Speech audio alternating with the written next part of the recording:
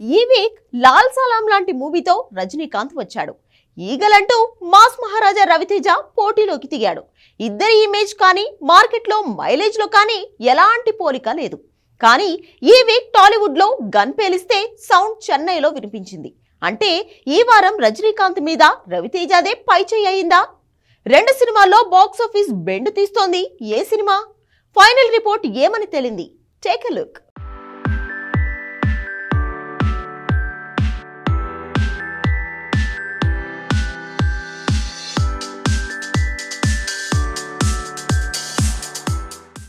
Super star Rajinikanth guest role చేసిన లాల్ సలాం తెలుగులో పెద్దగా హైప్ తెచ్చుకోకపోయినా కథ కత్తిలా ఉందా అంటే సుత్తి కొడుతోందని ఒక్క మాటలో తేల్చేస్తున్నారు ఆడియన్స్. నిజమే, రజనీ కూతురు ఐశ్వర్య అప్పట్లో 3 అనే మూవీ తీసింది.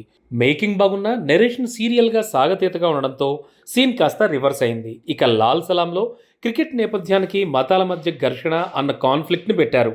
అది బాగానే ఉన్నా తీసే విధానం బోరింగ్గా ఉండడంతో సీన్ రివర్స్ అవుతోంది. దీంతో లాల్ సలాం తెలుగులోనే కాదు తమిళ్లో కూడా పెద్దగా వెలుగులు విరజిమ్మడం కష్టంగా మారింది.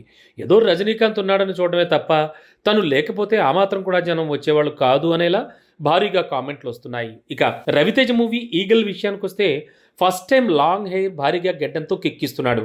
ఇక ఈ మూవీ కథ ఏంటంటే అదో పత్తి వ్యాపారం అనేస్తున్నారు. నిజమే, ఇందులో ఒక విచిత్రమైన పత్తి, దాన్ని పండించే వ్యక్తి, ఫారిన్ కంట్రీతో ఆ పత్తికున్న లింకు, ఇక రా నుంచి విదేశీ సంస్థల వరకు అందరికీ ఝలక్కిచ్చే రేంజ్ బ్యాక్గ్రౌండ్ ఉన్న పాత్రలో హీరో, ఇవన్నీ బిల్డప్ పరంగా బాగున్నా కొన్నిసార్లు కాస్త అతిగా అనిపిస్తాయి.